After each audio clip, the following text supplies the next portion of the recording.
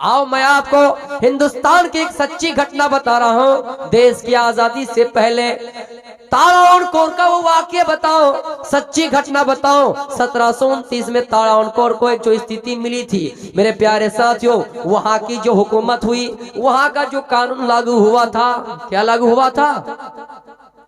जो नीची जात की औरत है, जो दलित लोग हैं, उनकी औरतें हैं, बड़ी जाति के लोगों के सामने आए तो अपने शर्म का खुल कर आए, अपनी छाती खोल कर आए, अपनी शर्म का खोल कर कराए। कितनी बड़ी जहालत थी। हिंदुस्तान की बात बता रहा हूँ। वो तारावणकोर अभी केरल का हिस्सा बन चुका है, वर्तमान में केरल का हिस्सा बन चुका है। कई कई सालों तक ये मामला चलता रहा। जो औरत नीची जाति की थी, वो औरत अपनी शर्म का को खुलकर बड़े लोगों के सामने आते थे। छाती ढांपने की इजाजत नहीं थी, लेकिन अगर कोई ढांपना चाहे तो एक टैक्स लागू किया गया। रास्ते में चलते ना, चालान वगैरह करते, बिरियल वगैरह, तो उसी तरह एक टैक्स लागू किया गया। उस टैक्स का नाम ब्रेस टैक्स रखा गया। नेट में सर्च कीजिए, मूलाकारम टैक्स। जो औरत अपनी छाती को ढांपना चाहे, जो औरत अपनी छाती को ढांपना चाहे, उन्हें टैक्स देना पड़ेगा, पैसा देना पड़ेगा, जुर्माना देना पड़ेगा। जुर्माना उनसे वसूल किया जाएगा। मेरे प्यारे साथियों, एक नाम की औरत थी नंगेली, एक खातून थी। उन्होंने अपने शौहर से मशवरा किया, और मेरे शौहर, इस काला कानून को खत्म करना ही है, और कैसे करना मैंने सोच लिया है, आपकी मुझे परमिशन चाहिए। उनके शौहर ने उन्हें इजाजत दे दी। जब इजाजत मिल गई तो अपनी छाती को ढांपना शुरू किया। जब ये खबर इन्फॉर्म हुई, इन्फॉर्म किया गया कि फला जगह पे एक लड़की है जिनका नाम नंगेली है, उन्होंने कानून का खिलाफ एक्शन लिया है, कानून का उल्लंघन किया है। ये खबर फैल गई। पुलिस अधिकारी आए, टैक्स अधिकारी उनके घर मौजूद, टैक्स वसूल करने के लिए नंगेली के घर के दरवाजे को दस्तक देती है। नंगेली बाहर आई, क्या बात है? कब मैंने सुना है कि तुम छाती ढांपते हो, मैंने सुना है कि तुम अपने पेस्तान को ढांपते हो, मैंने सुना कि तुम अपनी शर्मगाह को ढांपती हो। कहा नंगेली, एक काम करो, टैक्स लेकर आओ। ये हमारे देश का कानून है, ये हमारे इलाके का कानून है, यहाँ की सरकार का ये कानून है, तुम टैक्स लाओ। नंगेली ने कहा मैं दे दूंगी, और बाकी लोग क्या करेंगे जिनके पास पैसा नहीं? अरे तुम्हें मुझसे क्या मतलब, तुम अपना काम करो। नंगेली घर के अंदर गई। घर के अंदर गए, बंद कमरे में एक छुरी पड़ी हुई थी, एक चाकू पड़ा हुआ था।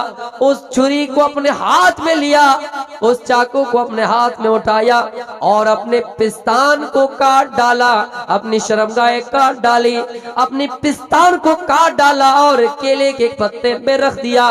नंगेली के जिस्म से इतना खून बहा और दौड़ती हुई नंगेली आई। मरने का वक्त करीब है, नंगेली की सांस निकल रही है, दौड़ती हुई आई और पुलिस अधिकारी के सामने, टैक्स वसूल करने वालों के सामने अपने पिस्तान को, अपनी छाती को रख दिया। उन्होंने जब देखा, बेहोश होकर बेहोशी की हालत में दौड़ पड़े और वहां से निकल दिए। इतनी भीड़ लग गई, लोगों का बड़ा मजमा जमा हो गया, दूर दराज से लोग जमा हो गए। नंगेली का इतना खून बहा, इतना खून बहा कि नंगेली उसी जगह पे तड़प तड़प कर मर गई। जब उनके शव को जलाया गया, उनके चीता को जलाया गया, उनके बॉडी को जलाया गया, तो मेरे प्यारे साथियों, उनके शौहर से ये चीज बर्दाश्त नहीं हो पाई और उनके शौहर ने भी कूदकर अपने जीवन साथी पत्नी के साथ बलि दे दी, अपनी कुर्बानी पेश कर दी। लोग जमा हुए। जो उस वक्त बड़ा प्रेसिडेंसी हुआ करता था मद्रास, वहां से लेटर आया। सबने उस सरकार को गाली दी, सबने उस हुक्मरान हाकिम वक्त को गाली दी, सबने उस बादशाह को गाली दी और लोगों ने एहतिजाज करना शुरू किया, प्रोटेस्ट करना शुरू किया। इतना एहतिजाज किया, इतना एहतिजाज किया कि ये खबर मोहल्ले में जंगल में आग भड़कने की तरह भड़क गई, चारों तरफ फैल गई और उस बादशाह को ये काला कानून वापस लेना पड़ा। तो मेरे प्यारे साथियों, चाहे दलित हो, हिंदू हो, सिख हो, ईसाई हो, जो हकीकत पर्दे की जानता है, जो अपने आप की इज्जत को पहचानता है, वो अपनी इज्जत को नीलाम नहीं होने देंगे। इसलिए हमें भारत के आज भी बहुत सारे मज़ाहिब की औरतों पर उम्मीद है कि वो ऐसा नहीं होने देंगे।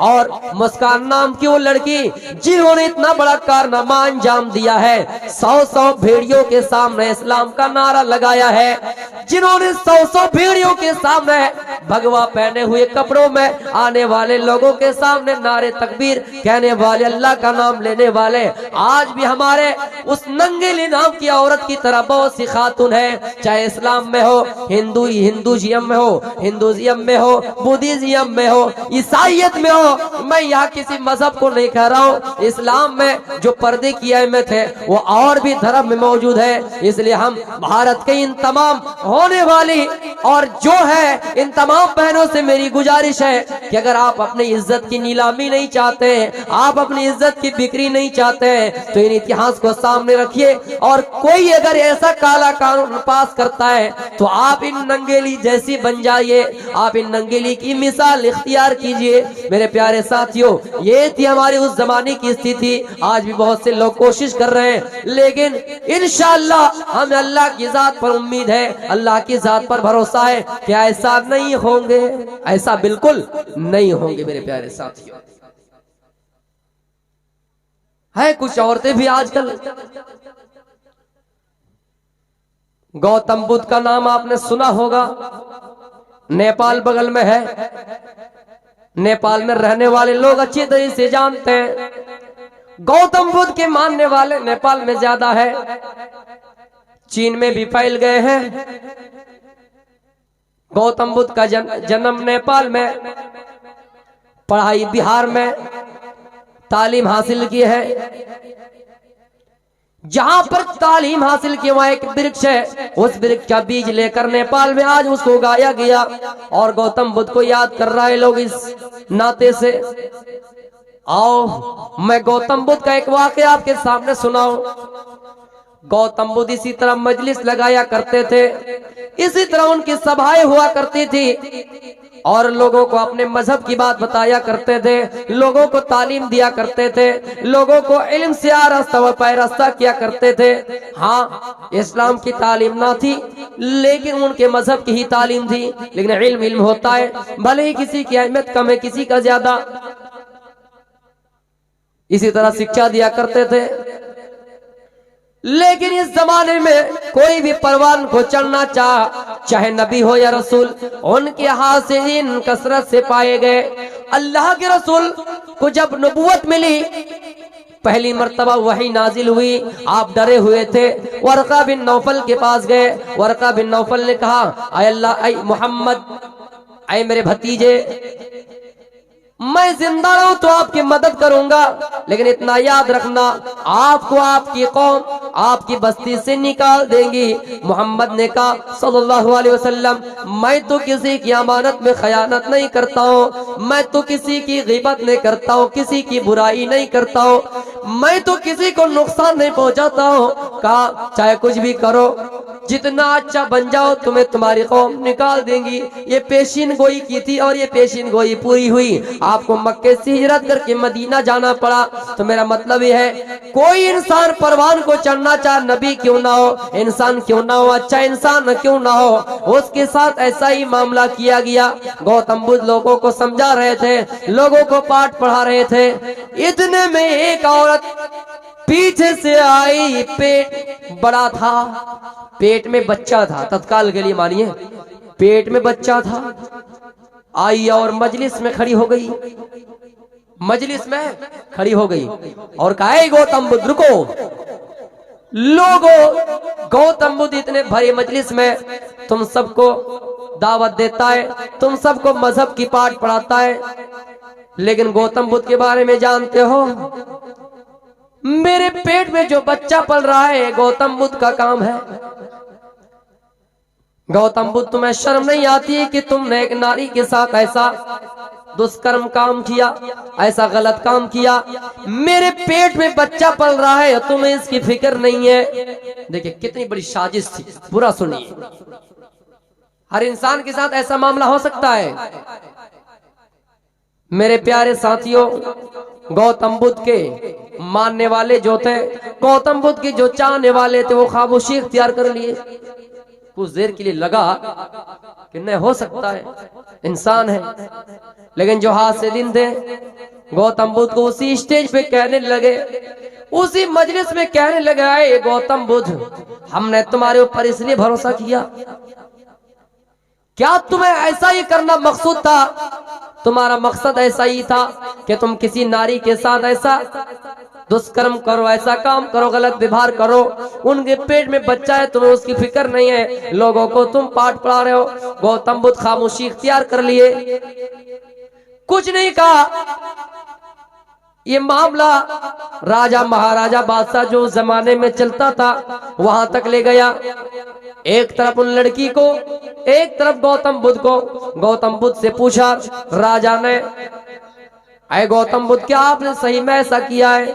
गौतम बुद्ध का जवाब ये था, मैं अगर ये कहूं कि मैंने ऐसा काम किया है तो तुम लोग मान जाओगे, अगर मैं ये कहूं कि मैंने नहीं किया तो यकीन नहीं करोगे, लिहाजा मुझे उस औरत से बात करने का 1 मिनट टाइम दो। कहा ठीक है, बात कीजिए, कटघरे में है।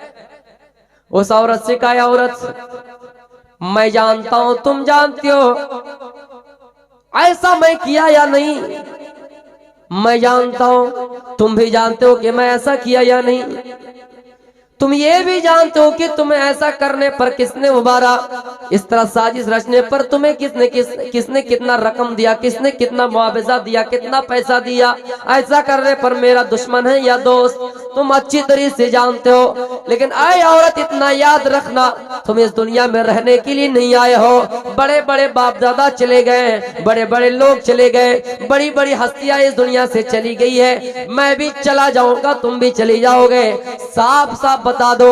इतना कहना था उसके, उस औरत के दिल में असर कर गई। वो औरत कहने लगी, हाँ आए लोगों, मैंने साजिश रची है, मैंने तदबीर चली है, मैंने चाल चला है, मैंने ऐसा इसलिए किया है कि दूसरे ने मुझे ऐसा करने पर उकसाया है, दूसरों ने ऐसा करने पर मुझे उबारा है। वो औरत ये कहकर पीछे से दौड़ती हुई भाग रही है, पीछे से पुलिस भी उसको पीछा कर रही है उनको पकड़ने में। लेकिन अल्लाह को ऐसा करना था, कुदरत का करिश्मा ऐसा था कि उस औरत ने अपने पेट में जो लकड़ी बांधी थी, गठरी वगैरह, कपड़े वगैरह का या घास फूस वगैरह करके जो अपने पेट को बड़ा किया हुआ था, ये सारी चीजें रास्ते ही में निकल गई। पेट को बड़ा करके आया बहाना करके कि देखो, सबके सामने कहा कि देखो मेरा पेट इतना बड़ा है, पेट में बच्चा है। गौतम बुद्ध का ऐसा काम है, अल्लाह को ऐसा करना था, ऐसा मंजर सामने लाना था। मैं वाकई की तस्दीक नहीं कर रहा हूँ और नहीं तकजीब कर रहा हूँ, लेकिन मैं ये बता रहा हूँ, अल्लाह को ऐसा करना था, ईश्वर को ऐसा दिखलाना था कि जो भी इंसान बुराई करता है, चोरी करता है, डाका डालता है, अल्लाह उनकी सच्चाई को जाहिर कर देता है। जा अल हक व ज़हक़ल बातिल इन्नल बातिल कान ज़हूका, हक आ गया और बातिल मिट गया। मेरे प्यारे साथियों, उस औरत ने जो पेट में गठरी बांधी हुई थी, पेट में लकड़ी वगैरह, घास फूस या जो भी उस जमाने में जो चीजें उनके लिए अभी जैसे रुई वगैरह कुछ भी करके अपने पेट को जो बड़ा किया था, और ये बहाना कर रही थी, ये नाटक कर रही थी कि मेरे पेट में बच्चा है, गौतम बुद्ध ने ऐसा किया है। वो औरत जब तेजी से दौड़ पड़ी तो पेट में बांधी हुई तमाम चीजें जमीन में गिर गई।